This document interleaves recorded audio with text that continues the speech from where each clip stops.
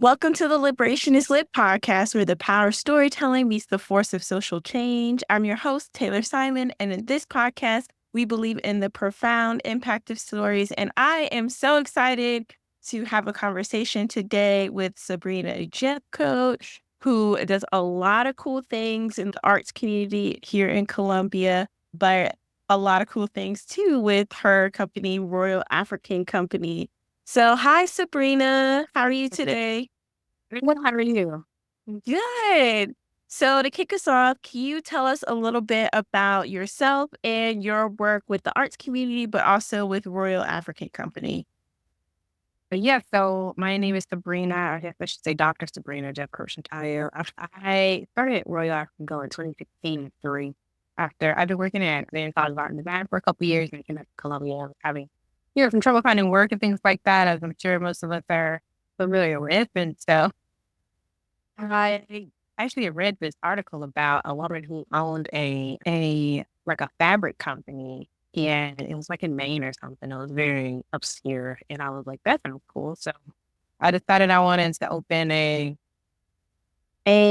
fabric company or whatnot. So anyhow, it started with fabric and like repurposing fabric and things like that. I moved on to jewelry from like sort of home goods mostly, and yeah, it kept evolving. And so here we are. Mostly now, I made jewelry from textiles and leather and different beads and things like that. So I could get more into that, but that's mostly the origin story of Royal African Val and where we are now. And my history in the arts, I have an undergraduate degree in art from the College of Charleston, or PhD in information science from University of Albany, which focuses on nonprofit organizations, primarily museums, but also, libraries and other organizations like that, and how they can use digital means, social media, things like that to engage people, audiences online. And I feel like this always happens in the podcast, but I didn't know you went to College of Charleston. I also went to College of Charleston. Oh, really? I didn't know that. Yeah, Yes. awesome. Oh, cool. Yeah. Yeah. Do you incorporate storytelling in any of your work that you do? Yeah, I say definitely from the beginning. So the Royal African Company was originally a British mercantile company. I read about it in a book called The Cultural History of African Americans. It is, as the title suggests, it's a book of pictures about the history of African Americans, and came across this company. The Royal African Company is actually a mercantile company that shipped all kinds of things, that dealt with the 1600s and 1800s and all of those sort of. And so I was aware of the history, the story of this organization as a participant in the slave trade, but also a sort of vehicle for story. I thought that it was interesting that the name of the organization, the name of the company, the mercantile company, gave, in my opinion, power to African people of the African diaspora, and I thought that it was no, it was intriguing and it was engaging for me. So I decided that if I ever had a business, that's what I would call it. And then when I went to form the LLC, I was actually surprised that it was available that I could actually do it and stuff. And so, yeah, that's how it started. So I think the sort of origination of the name of the company is definitely rooted in history and stories. And then the materials that I use also are generally upcycled, meaning they've had a story before. So upcycled like coats and purses or pants and things like that for my leather materials, and stones that I've collected from all kinds of places, beads from Cotton beads that are used in traditional Native American guards, all kinds of places. I've traveled, like the things that I use in the jewelry that I have. And so a big component of the jewelry is actually hand-carved Kenyan soapstone, which sort of originated from a serendipitous meeting of a woman that I know be her husband was Kenyan, and she carved the stone by hand. And she was retired. He decided that she would sell me those pieces. And so I think every aspect of the materials that we use right now have ever used are rooted in storytelling. I love how you kind of reframed the secondhand by the story before. I love that because I've been thinking about that lately about just the stories of the things that once belonged to other people and what it meant to Right. them and what the new stories could be, especially since I sell used books with Liberation is Lit, and a lot of them have notes in the Right. margin and highlighting. And it's like, what did this book mean to somebody else? And what is that story that the notes and the things in this book, what is it going to be to this next person's Right. story? So I love that. And I know you do a lot of work in the community around supporting artists. Why do you believe in supporting artists? Yeah, I don't do the choice, honestly. I think as an artist and generally an advocate for them, I think I have to support the artist. And now, question maybe, I don't know. I don't know if I had a choice. I don't know if that's really a thing, but I've always sort of just been drawn to working in the arts, to the arts, and I've never not worked in the arts and or supported arts endeavors. So I guess I kind of started quite young. I was, practicing, art and things like that. And then started serving on boards in my early 20s. And I think that really solidified my commitment to working and supporting the artists and artists. So I'm really interested in art as a vehicle for information and the creation of information. And I think that bringing that information or that knowledge to the art community can be very beneficial for artists. And I am so sorry for not introducing you as a doctor earlier. And congratulations on recently receiving your PhD. For you personally, what is that overlap between organizing or direct action and scholarship?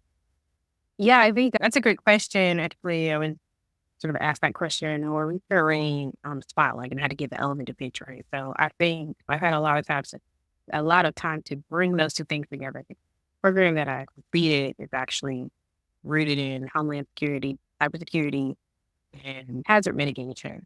And so I actually have a lot of knowledge about terrorism, scammers, cybersecurity, breaches, things like that.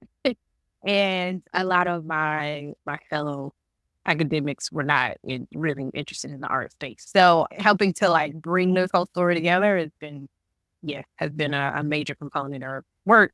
And so I think the best place to start is probably at the beginning. So I pursued a PhD in information science is what the degree was saying. To better understand why art is so transformative for people and how it can access and be for sharing information. And so I originally started pursuing the degree thinking I wanted to talk about political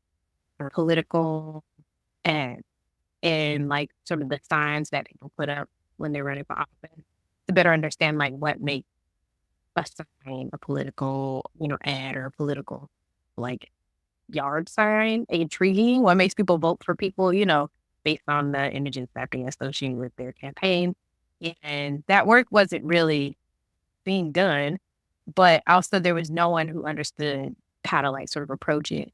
And so that's basically how I got into the social media or digital engagement space was that fit into the sort of cybersecurity information organization, organization information of organization sector of my program. And so those two things intersected just sort of strategically out of wanting to actually be able to finish the degree, as well as wanting to understand how images affected people. And so from going, from people seeing a sign on the road to going to Twitter basically and saying like, how do certain tweets with images or lack of images influence people to like or comment or reply was how I intersected certain things. And so I did look at museums and the things that they were posting, the frequencies with which they were posting, the times that they were posting, all those sorts of things. And that was the information that I analyzed to better understand how people can be engaged through images online. Yeah, because I know that was a huge thing in the most recent elections, and definitely in this upcoming election, a For lot sure. of, yeah, images and messaging, and there's a lot of conflicting messages, and I know that could be a lot, and just I feel like every time I talk to you or find somebody who knows you, I learn something new that you're doing, so I feel like you do everything. That's funny. What keeps you grounded in your work? I think I just have like an extreme love for it. Honestly, for I had family and all that stuff, I just well, I did, like I was always, I guess, destined to be a doctor. I was a biology major for 3 years in college, and then I switched to art my fourth year in college. So, and I was going to school to be a maxillofacial surgeon. So I was always like gonna be in school, I think. And I think just sort of transitioning my focus to art, where I was really ultimately passionate anyway, was really helpful for me to stay grounded in my work for the years. I think being a parent really helped a lot. I think being a parent while in school, while trying to still stay on track and finish everything has been really helpful in staying grounded and more so being able to prioritize my time, prioritize the tasks I need to do, and do things as efficiently as possible has helped because I can get things done efficiently and then I have more time to do the things that I, am passionate about. Kids are a job. So I think definitely my family, definitely making prioritizing a personal art practice has been important. And then one thing that I often come back to is something that I heard in a lecture by Dr. Leo Twiggs a few years back, a while ago. And he was just saying that you should keep some unfinished work like in your peripheral, right? So you can stay motivated in your artwork. I try to follow that within reason, having a, you know, hoarder's ratness. So artistic stuff all over our house, but I try to, at least keep something like that in the work in my line of sight around so I don't get too consumed by other parts of life. Yeah, I made a post on Threads because it was really heavy recently around the execution, I guess, not sugarcoated, of Marcellus Williams. And I was like, I'm just going to create some terrible art because I just need to create something in this time of feeling like Black bodies are always constantly being destroyed. Right. So even if it's some bad collaging, it feels good to create something. So having those art projects and definitely can help keep you grounded in some of that unfinished work. Have you been reading anything lately that's made an impact on you? Yeah, I think, I've been reading for like the last 5 years. Stuff I have become a better reader for sure. And have also, I think, simultaneously sort of shunned excessive reading for the time being. Kind of rebound. I was on one spectrum of the reading scale, and now I need to get back to like a normal, healthy level of reading. So, a couple things that I have been reading, I've kept reading are the 10 Buddhist precepts. Something I started I started interest in Buddhism started in 20, I think I was 27. And so it's been a bit of a journey, but I definitely found a lot of help in, the ideas of compassion and temperance, which is more of a thing I've learned honestly through my sorority. And so just reading like doctors that I've already been introduced to, lot kind of never really absorbed, has been really helpful. I don't know, we got lots of kid books around here. So, reading coloring books and books about weather and books about mermaids and all that stuff. The baby. And then just like rereading research papers and stuff, which honestly I find a lot of joy in. I get a lot of reward from reading academic articles, research and stuff anyway. I just like to. So I'm a professor of social media technology at UAlbany right now. So I've been reading a lot of stuff that I've saved in my web library to share with students as I build out that class as well. You're a special kind of person who loves to read academic research papers. I I I need a story. I love the qualitative ones that do interviews and things like that, but Right. Yeah. the data-driven ones, those are harder for me to get through. For sure. No, it's definitely a labor of love. I think there's a lot of wealth in the information there. It's just hard to get through the academic sort of like, how do I say it? The vernacular. Mhm. So you have to learn like what's not actually relevant. And just because you're academic doesn't mean you're a great writer. So some people just are really good. They have, a credential. So I think you have to learn how to read them and learn what you're looking for. And then it's more beneficial when it comes to not quality. Yeah, qualitative studies are great. Like you just all the tea and yes, all the stories from all kinds of people. And I really, perfect agree. Do you have a current researcher or author that if you met in person, you would fangirl or like you really enjoy their work? That's, I mean, honestly, within my field, a lot of the research, there are like a small group of people who I guess specifically are like sort of more researching the stuff I'm interested in. But there's like a duo called Lovejoy and Paxton that's really like did some provocative research around this stuff. So there's a guy called Jonah Berger. He's kind of like older phenomenon that like about like contagion, why things are contagious. There's like YouTube videos, so you don't have to read any papers. And like his stuff's cool. I don't know. There's like a lot of honestly, I run a lot of cool stuff in dissertations, but you can't really like write it as like peer review per se, because apparently, that's not that is not your most established piece of work, even though it is one like that's taking probably the longest you fridge of, the most like harder to. But there's a lot of good dissertations out there too that I found to be really helpful. I love that. I used to read, but now since I'm all about books, I haven't read research articles. Right. Yeah. So, my last question for you is what advice would you offer listeners who want to make a positive impact in their community? I think it really depends on you as a person and it depends on how you envision your work. I think it depends on the community and the needs of the community, but there's such a wide range of things that a community will need, and there's only so much that one person can do. So I think I don't try to do all the things or be involved in all the things, but really understand like what I can do and what I will be able to do the best. And so I think for me, that has been understanding how money works in communities, how to redistribute funds.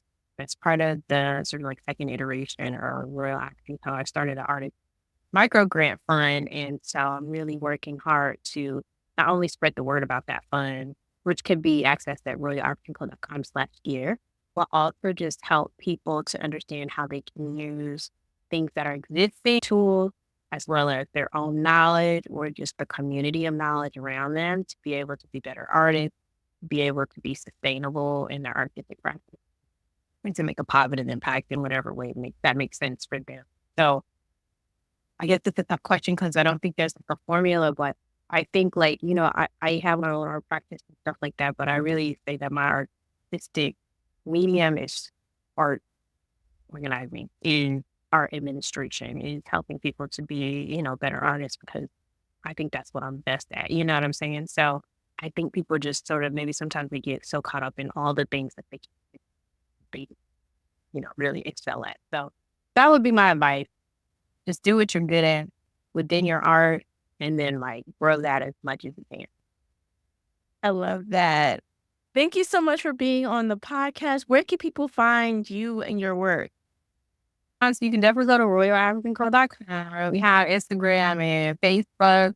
And I'm going to be marketing, during a market, you're good for the Soul Shoes, which is on Saluda Avenue, I believe, on October 6th. And then I'm also going to be at the Artista Vista Market this fall coming up. So those are the two on the top of my mind. I do things here and there. I sell online, primarily, and I'm planning to expand that as well. So hopefully I'll be more visible everywhere you go in the near future. Yes. And I can't wait to see more because if you don't follow Royal African Co. on Instagram, the content, like social media expert here. So That's funny. yes, not me, SaBrina, I'm not the expert. So thank you again for being on the podcast. I will link all the places you can find Royal African Co. online. And if you listeners have any stories you want to share or want to suggest topics or just want to connect with us, you can find us on Instagram, Facebook, TikTok at Liberation is Lit, or visit our website at liberationislit.com. And if you enjoyed this episode, please consider leaving a review. And remember, your voice matters. And together, through the lens of stories, we're going to make a difference in the world. Until next time. Thank you.